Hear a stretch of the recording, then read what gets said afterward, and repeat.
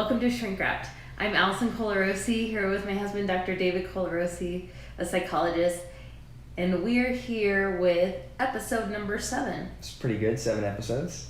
Not a fuss or a fight, ever. About It's 10:30 at night right now, and we're trying to get this in because I think it's been over a week since our last one, and we're committed to doing it once a week, and we've been slacking, so... Late night, date night. Yeah. This is how we do. Yeah, and we were both really excited about it, right? No one wanted to go to bed. I like to sleep at 8 o'clock. So this is episode 7, and we're going to be discussing the goings-on of today, as well as answering listener questions and my own questions. We had a big couple... Oh, I'm sorry, I jumped in. I'm supposed to say, hopefully you enjoyed these shrink-wrapped episodes. They're longer now, and we've turned it into a podcast. So if you like them on YouTube, please hit that like button if you haven't already subscribed. And check us out anywhere you get podcasts. You can find Shrink Wrapped. And we've uploaded, I think, every single episode there now, right? Yep. So join us there too, That's fine. if you don't want to look at us. Although I will say I put on a special shirt just for this. So hopefully, right? Late night, date night. Thank you, honey. I'm wearing a dress. Okay. So, do you want to talk about what happened this week? I'm trying to think the last time we did this, but I went on a big trip. I think we talked about it. I went on a big trip to Yellowstone, a fishing trip, which was 6 days.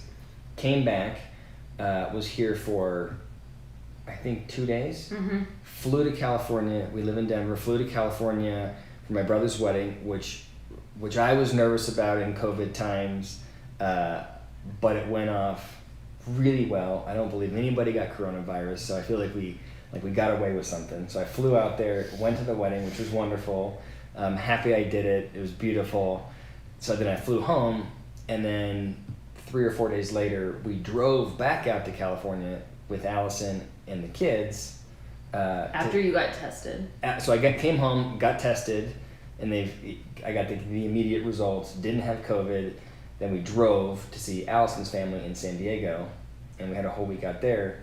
It took 20 hours to get to California. Yeah, with a 2-year-old and a 5-year-old, that's a rough drive. I think we're heroes. I like that, yeah. I think we're superheroes because most people would have folded like a beach chair. I got that criticism, so we'll talk about that. But we did not, so we made it. So I would say, what do you give the trip in total? I thought it was an A. I would do it again. I mean, it's easier if you fly, but it's cheaper to drive and safer. Sure, it was cheaper. We stayed in 2 hotels. You gotta pay for all 4 of us? I don't know. It may have been. We got into a car accident on the way there by a unlicensed, uninsured driver. So that was fun. Yep. In my car. Yeah, that was welcome to California. But it all worked out. It was a good trip. So what would you say was the most enjoyable part of the trip?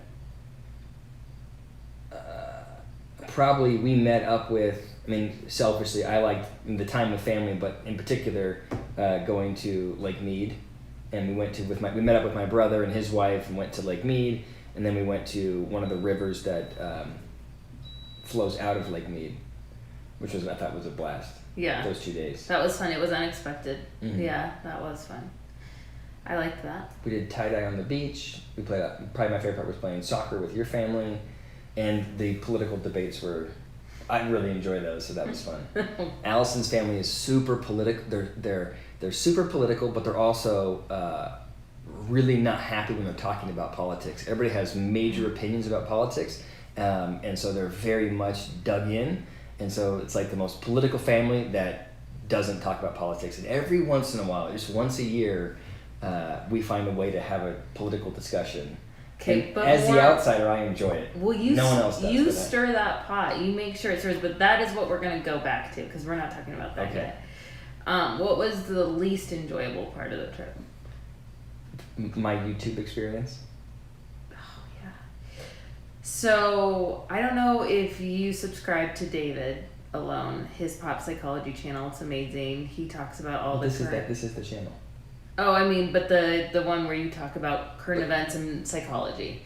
He recently talked about, what's his first name? Bryan Callen. Bryan Callen, who I don't know who he is. He's not my cup of tea, I don't think. But David made a, I think what is the? It was a your click. He made your click. He made a click that people were offended by. I made a click. Your icon for the. Oh, okay. People, I got criticized because my thumbnail was clickbait. Yeah. I made a click. All right. Bryan Callen is a comedian. I'll just give you the kind of 30,000 foot overview. Bryan Callen is a comedian that I happen to like. And like a week and a half ago, he had 4 different women come out and criticize him of different types of sexual misconduct, ranging from rape 20 years ago to having an affair with the woman and sort of talking about rape like it was okay, and everywhere in between.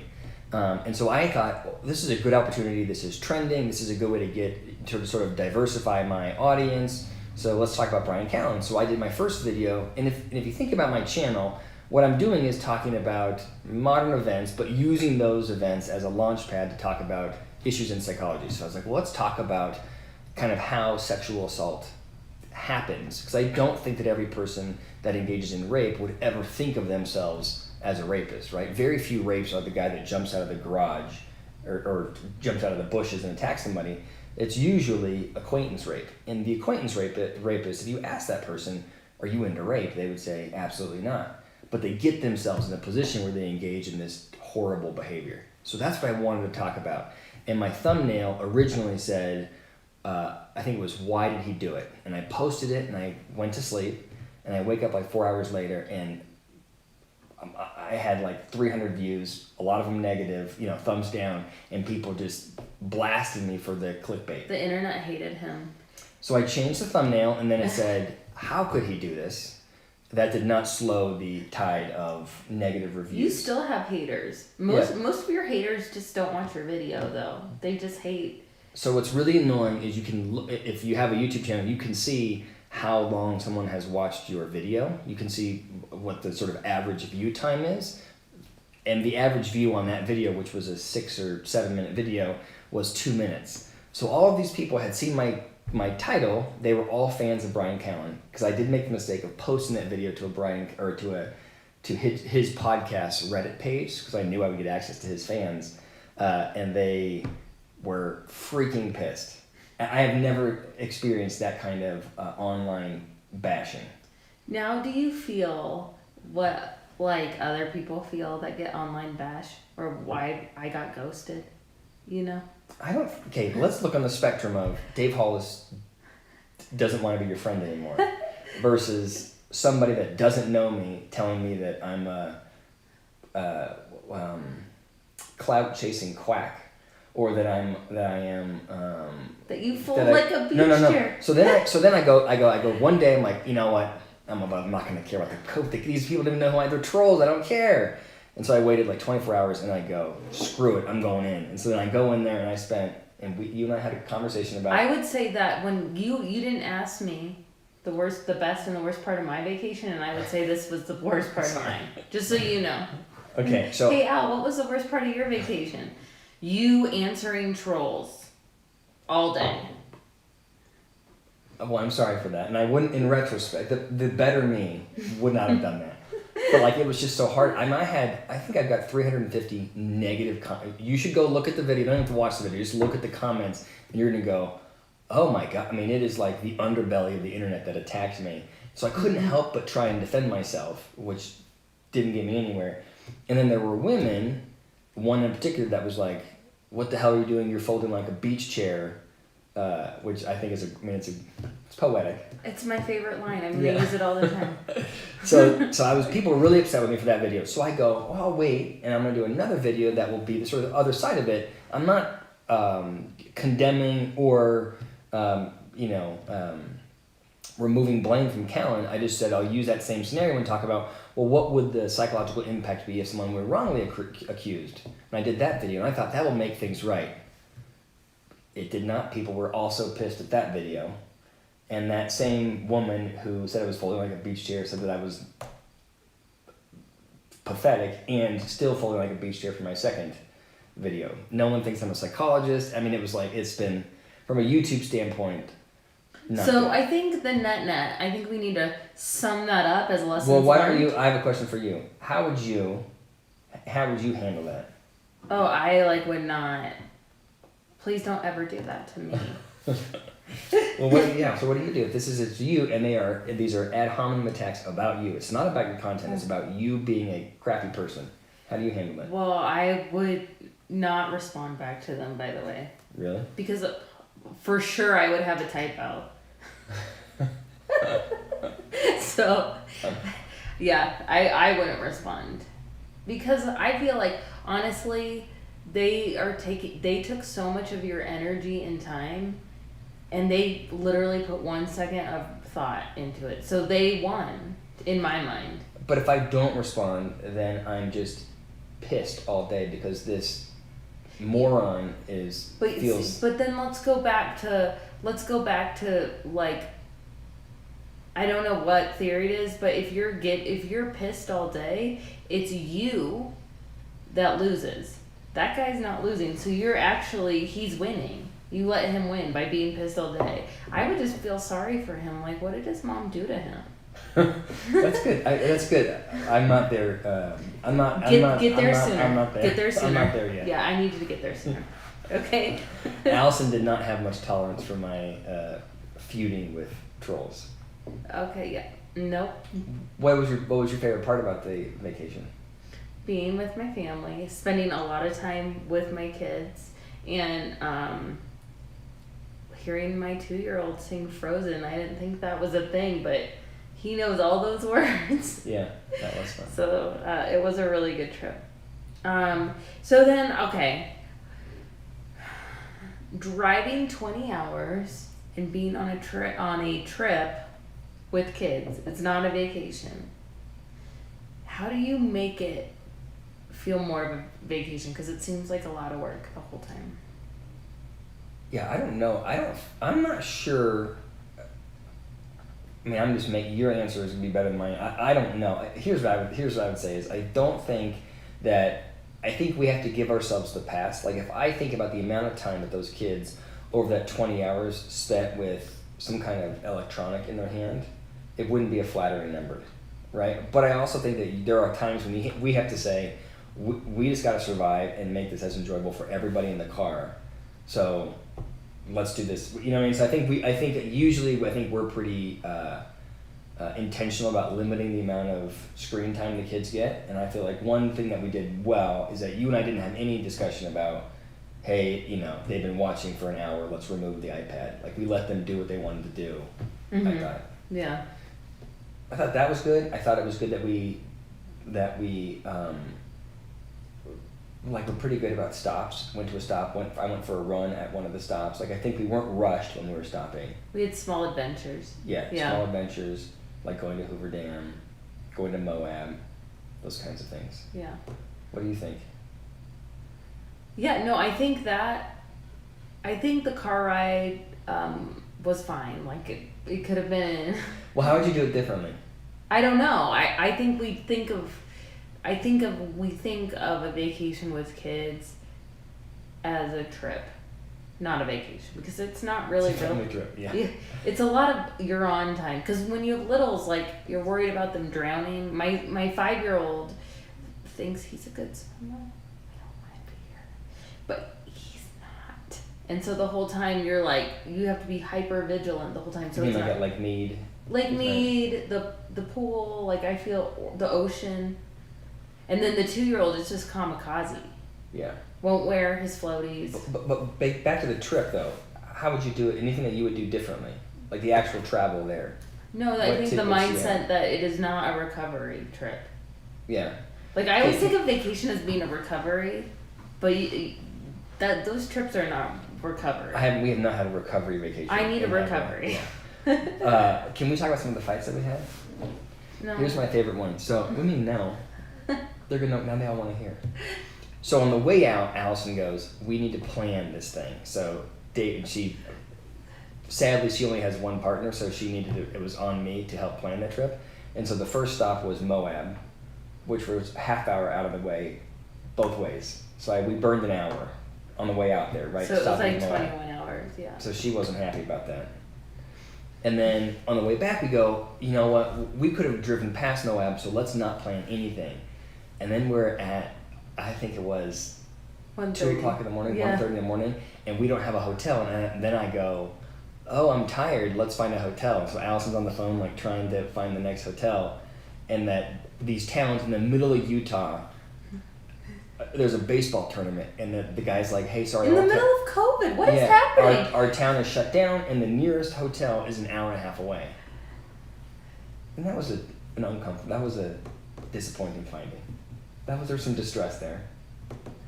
I like a little more structure, I would say. A lot more structure. Okay, so let's go back to the politics. My family is very political.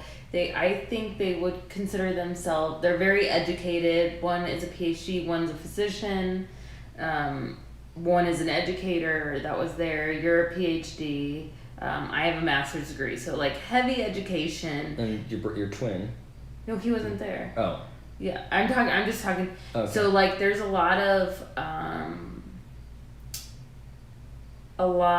opinions, and my family thinks of themselves like, I would say, like the alphas. There's the opinions. There's also ego there, and I'll take my part of that ego. You are in it. Yeah, you are one of the alphas. I would say my oldest brother is an alpha, and my dad, and then my brother-in-law. Your brother-in-law wasn't there. I know, but we weren't talking. He just will text about it. Yeah, he'll text. You'll see this, okay?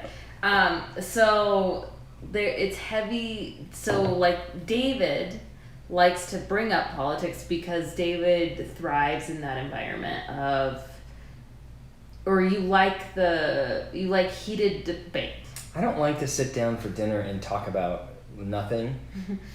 So like, for me, if it's an emotional if there's energy behind the conversation, then I enjoy it. But like, talking about, the best way to cut a watermelon is understimulating. So I like to have a, energy.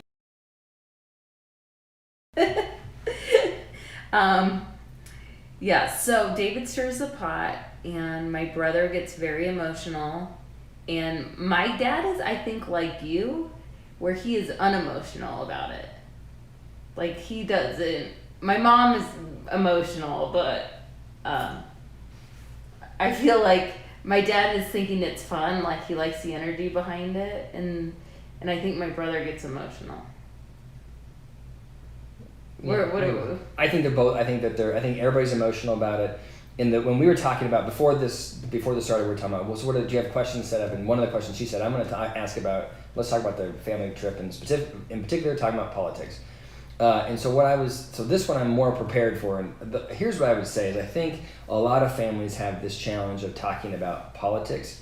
And so the only advice I would give is that I think it's really easy if you had a third party that were able to watch the conversation about politics in any family. I think that third party would be better at knowing what's happening and navigating the dynamics. But when you're in the family, there are so many emotional and sort of psychological ties and relationships that are driving that conversation that no one's talking about. And your job, I think, to effectively navigate that environment, if you're in the family, right? So if it's my family versus your family, it's harder for me to navigate it objectively when it's my family versus yours. Yeah. Because you have relationships with your brother. You look up to him in a lot of ways. You look up to your dad in a lot of ways. So I think it creates stress for you that them having tension. Yeah, I have to run away. I can't be part right. of So it. And so I think that the task is, or the challenge is how do you have a conversation with your parent or your brother and step out of it enough to really be objective. And here's the trick: is everybody thinks that they're objective, but they're not objective. Everybody thinks that their mindset is the clearest, and it's from the outside, it's obviously not. And so the more you can, it's a difficult thing to do. Yeah. Well, when the holidays are going to start coming up, so people are going to need to know that, because I'm sure every dinner table is going to be like that. Yeah. And also, I finished Brene Brown's book, so I think this is a good segue because this huge, I don't know what the right word I want to say, but I want to say crevasse. Do you have a better word for that? Between the political sides is so big that what she says in her book, it's creating loneliness. Do you agree? Why is it creating loneliness? I only listened to the last half of her book. Why is it creating loneliness? Well, she says it because everyone feels like they need to gravitate to more people like themselves. Mm-hmm. And apparently, and that dehumanizes like the other side. Yeah, so you are, I agree.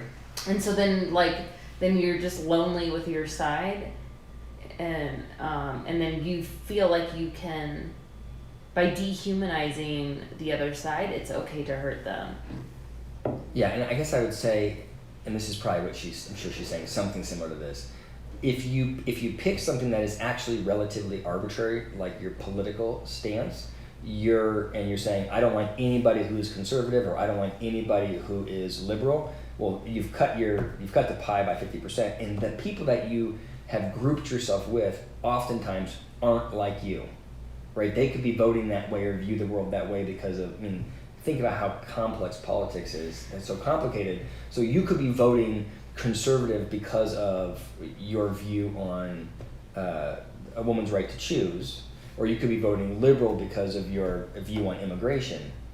But everything else could be, you know what I'm saying? So you could be, people are passionate about different particular topics there, and so you can be, all of a sudden you're around people that really don't see the world like you do. They just see one particular issue that lines up. Mm-hmm.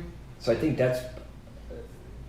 is that what she's saying? That's why it's more isolating, because now you're with people that vote like you but don't necessarily see the world like you? Well, I don't know if that's what she was saying, but I do like that. I do like that. I think that's a good way to say it. I think it's like the inherent judgment of other people creates loneliness, because one of the things that she said that I resonated with me is like, you don't hate anybody up close. Right. I believe that so strongly that if you, aside from the absolute extreme, 99% of the population, if you really knew who those people were, you would like them. Very few people are at their core evil, mm-hmm. right? Like I don't believe in the concept of an evil person. I think that if you really knew who everybody was, and you really knew everybody's story, and you knew why they made the decisions that they made, I think you would have a lot more grace and tolerance for people that sort of approach things differently than you. But what we do is we go, oh my God, you're voting for Trump? Well, then you must be a racist, right? We default to that kind of very black and white thinking. Or you're going to vote Democrat, so then you must be a socialist, right? We just all of a sudden split it really in a negative way. Yeah. And what's crazy about it, just back to the family piece, what's crazy about it is people will do that to their family. Like you grew up with, you know exactly who this person is, but because they're voting for the wrong party, you then think they are the crazy lunatic end of that problem. You dehumanize them as, which if you haven't read Brene Brown's new book, I am a huge fan. It's about loneliness and it's called and standing alone and being okay and comfortable. But she talks a lot about Maya Angelou, and I did learn a new term that. Well, anyway, read the book. I don't want to ruin it for you. I've only seen half. Braving the Wilderness. But what I thought was the part that I heard that I thought was impressive was I felt like she was encouraging people to be intentional about being who they want to be, and not feeling like they have to align with an ideology that they don't agree with for the social support. So, like for example, if you are in, let's just stick with the political piece. If you are, you've always voted Democrat, but you disagree with that social group, it's okay for you to say, I'm not willing to hang out with that social group, and I'm gonna make my own political decisions. Oh yeah. In an effort to feel like you have to align yourself socially. Or like you're just don't want to like make the effort because you want to fit in. Yeah, I said it backwards. So what she's saying is, if you don't want to let your need for social support, you don't want that to drive your decisions. You should make your decisions, and the social support will follow you. Yeah, and being authentic to yourself. Yeah. One of the things that I really liked about the book is how she has evolved and given tips basically on how to deal with people that like you feel, I guess, like in this situation, how my family could better handle each other is, well, like, be curious. Well, why do you think like that? Why is that better than this view? And then actually listen to the answer. I know that my family, they don't listen to each other's answers. They are just spouting off facts and then waiting to spout out the next fact before actually like inhaling and listening to each other, you know? And so I feel like that's a really good point. Like, tell me why that's the right way. Or and like really try to understand. Yeah. You know? If you had a learner's mind. A learner's mind. Yeah, you'd be in a better spot. Yeah, for sure. So, but about that, I think one of the things she said is she talks about connection and how important it is to your health. And we're seeing all kinds of staggering statistics here in Colorado about heart disease and overdoses during COVID. And I was just wondering how if you had any ideas for people to build connection during this lonely time. So I actually think that it's both harder and easier now than ever.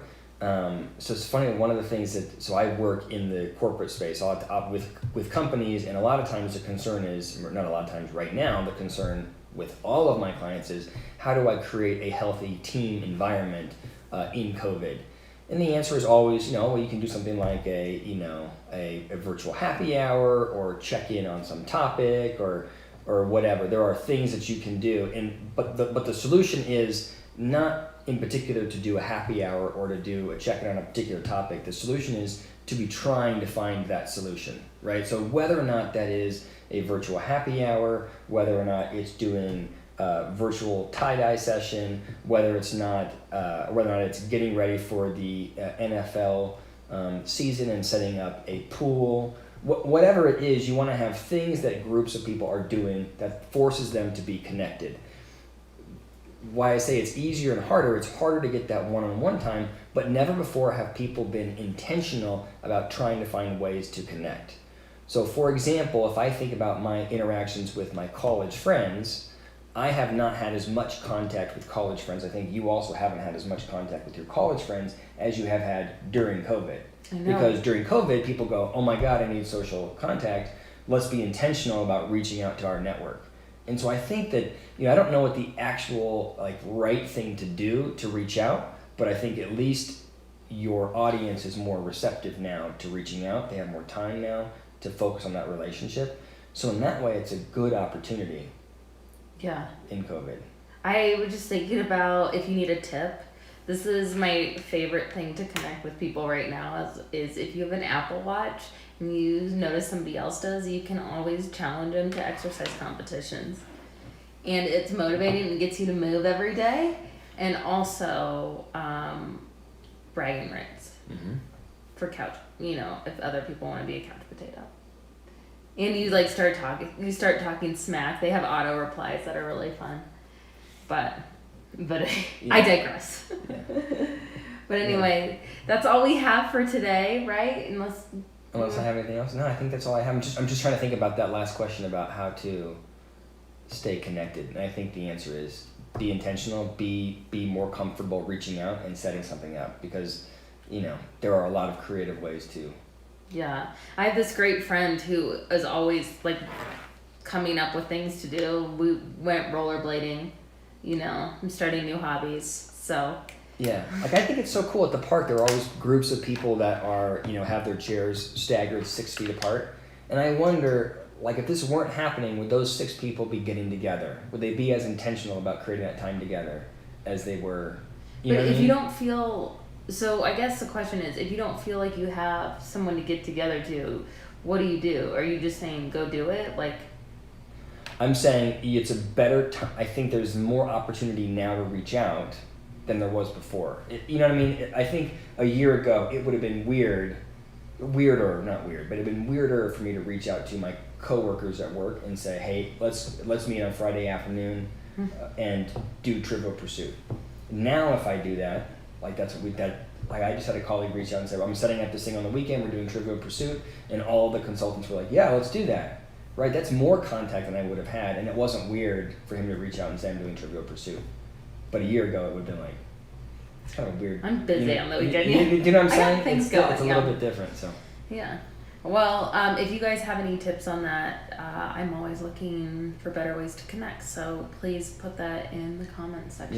Yeah. And if you have questions that we can talk about here, that would be wonderful if you put them in the comments. Yeah. And like and subscribe. Thank you so much. Thank you.